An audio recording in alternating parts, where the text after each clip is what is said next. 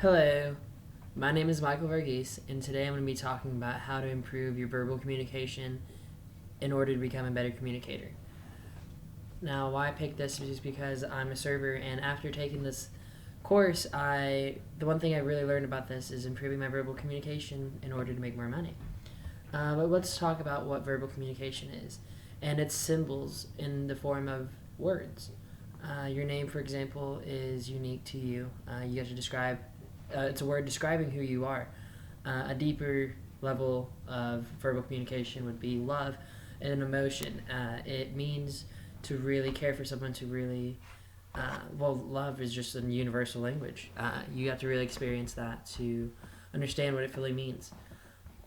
Steven Pickner is a Harvard psychologist, and what he said was that words that we use reflect our attitudes, values, and sense of relationship with others. And I believe this to be very true because from where we come from, our background, it influences the way we talk and how we act. And that's very important whenever you communicate with other people because they can kind of tell if you're educated or not.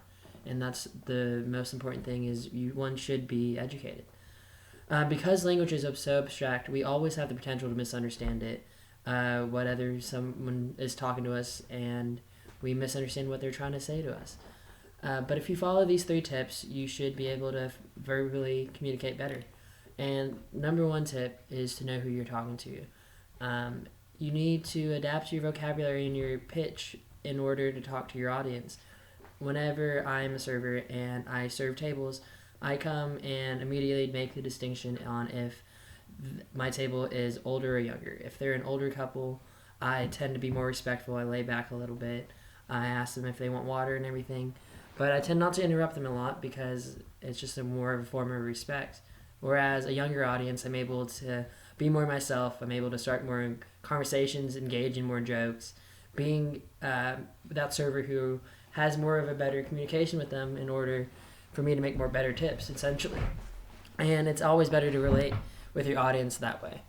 The second tip is to be more aware of your levels of abstraction. This basically means using the right vocabulary in front of your audience in a more concrete way. For example, with close friends, you're able to say, let's just hang out. You know what hanging out entails. You don't need to specify anything you need to do. Whereas with close friends or new friends, you are able to say, let's hang out, and they are kind of more susceptible on not to know what to do.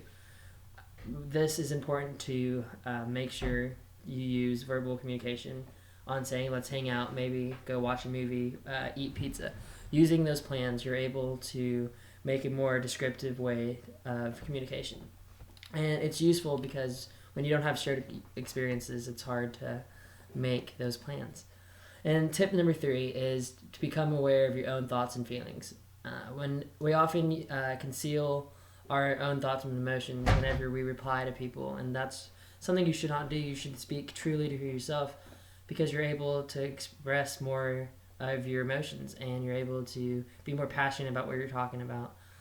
As a server, whenever someone's being too demanding on giving my drinks there and everything, it's just I always tend to misread that because I feel like I'm doing a poor job.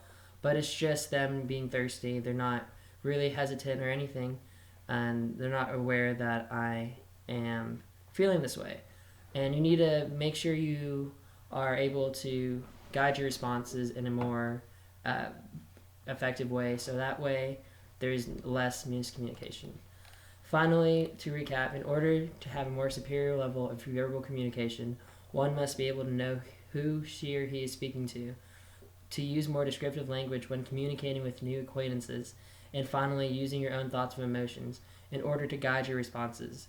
Staying true to who you are will help you become a more confident speaker, and I hope you learn these tips and incorporate them into your life.